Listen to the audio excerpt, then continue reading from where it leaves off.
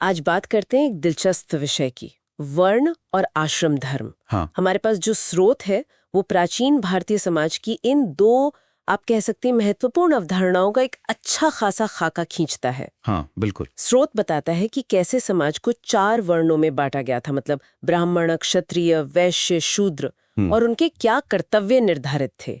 और साथ ही जीवन के 4 चरण, जिन्हें आश्रम कहते हैं, ब्रह्मचर्य, गृहस्थ, वानप्रस्थ और सन्यास, उनमें किस तरह के आचरण की उम्मीद की जाती थी। सही। तो चलिए स्रोत के ही दृष्टिकोण से समझने की कोशिश करते हैं कि ये व्यवस्था आखिर थी क्या, और इसके पीछे क्या सोच बताई गई है। बिल्कुल।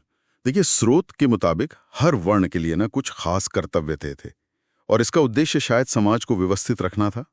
जैसे ब्राह्मणों का मुख्य काम वो ज्ञान, यज्ञ और तपस्या से जुड़ा था।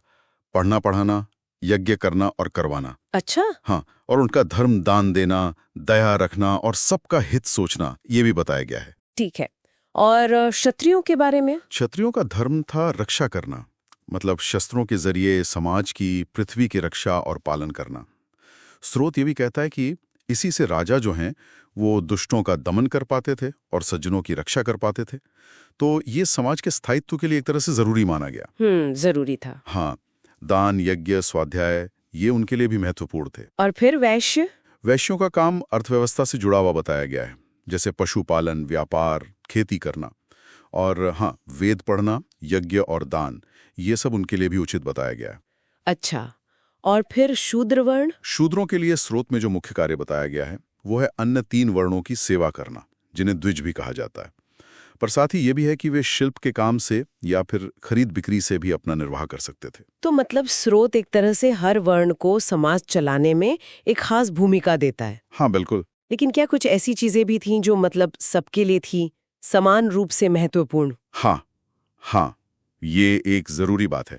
स्रोत इस पर जोर देता है कि कुछ गुण हैं जो सभी वर्णों के लिए सामान्य धर्म हैं। जैसे सच बोलना, अहिंसा, पवित्र रहना, अपनी इंद्रियों पर काबू रखना, दया भाव, मैत्री भाव रखना और लोभ न करना। ये गुण किसी एक वर्ण के लिए नहीं बल्कि सबके लिए उत्तम बताए गए हैं। ये तो दिलचस्प है। एक और बात है आपत्ति काल की, मतलब मुश्किल समय में नियमों में थोड़ी ढील। ओह अच्छा, वो कैसे? स्रोत कहता है कि जरूरत पड़ने पर, जैसे कोई बहुत मुश्किल आ गई, तो ब्राह्मण क्षत्रिय का काम कर सकता है, क्षत्रिय वैश्य का। लेकिन इसे सामान्य स्थिति में करने से मना किया गया है।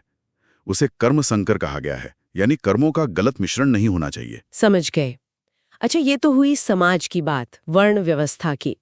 अब अगर व्यक्ति के अपने जीवन को देखें तो आश्रम व्यवस्था के बारे में स्रोत क्या कहता है? हाँ, तो स्रोत जीवन को 4 चरणों या आश्रमों में बांटता है। पहला है ब्रह्मचर्य आश्रम। ये उपनयन संस्कार के बाद शुरू होता है, जो एक तरह से विद्या आरंभ करने का संस्कार है। इसमें गुरु के पास रहकर वेद पढ़ना, गुरु की सेवा करना, भिक्षा मांगकर अपना गुजारा करना और अनुशासन का पालन करना, ये मुख्य बातें हैं।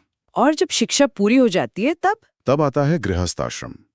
इसमें व्यक्ति विवाह करके अपने वर्ण के अनुसार काम करते हुए धन कमाता है और परिवार का पालन पोषण करता है। अच्छा। स्रोत इसे बहुत महत्वपूर्ण मानता है, बल्कि ये कहा गया है कि यही आश्रम बाकी आश्रमों का भी आधार है। जैसे ब्रह्मचारी या सन्यासी, उनका भी पोषण गृहस्थ ही करते हैं। ओह, तो ये एक तरह से समाज की नींव है, क्योंकि ये दूसरों का भी भरण पोषण करता है। ये तो वाकई एक खास बात है। बिल्कुल। गृहस्थ के कर्तव्य भी बताए हैं, जैसे पितरों का श्राद्ध करना, देवताओं के लिए यज्ञ, मेहमानों का सत्कार वगैरह। ठीक है, और इसके बाद आता है वानप्रस्थ आश्रम। ये आमतौर पर तब अपनाया जाता है जब व्यक्ति बूढ़ा हो जाता है, बाल सफेद होने लगते हैं। इसमें व्यक्ति घर छोड़कर वन में चला जाता है, तपस्या करता है, बहुत सादा जीवन जीता है, जैसे कंद मूल फल खाना, जमीन पर सोना। यहाँ तपस्या पर मुख्य जोर है। तपस्या। और फिर आखिरी आश्रम? वो है संन्यास आश्रम, जिसे भिक्षु आश्रम भी कहा गया है। इसमें व्यक्ति सब कुछ त्याग देता है, घर, परिवार, धन, संपत्ति, यहाँ तक कि किसी नए काम को शुरू करना भी छोड़ देता है। सब कुछ त्याग। हाँ, मोह से पूरी तरह मुक्ति। उसका लक्ष्य होता है समभाव रखना, मतलब मित्र और शत्रु में कोई भेद नहीं, किसी से द्वेष नहीं। वो कहीं टिकता नहीं है, गांव में बस 1 रात और नगर में 5 रात से ज्यादा नहीं रुकता। और जीवन कैसे चलता है? भिक्षा मांगकर, और वो भी तब जब घर के सब लोग खाना खा चुके हों। ताकि वो किसी पर बोझ ना बने।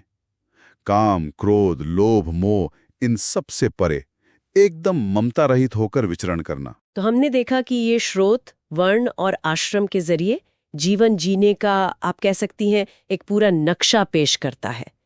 इसमें सामाजिक भूमिकाएं भी हैं और व्यक्तिगत जीवन के अलग अलग पड़ाव भी, और सबके लिए नियम और कर्तव्य बताए गए हैं। हाँ, तो इस सब का सार क्या समझें? देखिए, ये स्रोत समाज और व्यक्ति के जीवन को एक तरह से संगठित करने के लिए बनाए गए एक प्राचीन आदर्श ढांचे को दिखाता है। इसका लक्ष्य शायद सांसारिक कर्तव्यों को निभाना और साथ ही आध्यात्मिक उन्नति करना, दोनों को साधना था। हर भूमिका और हर चरण के लिए बड़े स्पष्ट दिशा निर्देश दिए गए हैं, यहाँ तक कि मुश्किल समय के लिए भी, जैसा हमने आपत्ति काल में देखा। सही कहा। और अंत में एक सवाल शायद सोचने के लिए रह जाता है कि ये जो प्राचीन व्यवस्थाएं हैं, जिनका स्वरूप आज पूरी तरह बदल चुका है या शायद उतना प्रासंगिक नहीं है, क्या वो आज भी मतलब व्यक्तिगत उद्देश्य खोजने या समाज में अपने योगदान को समझने के बारे में हमारी सोच को किसी भी तरह से प्रभावित कर सकती हैं? ये सोचने वाली बात।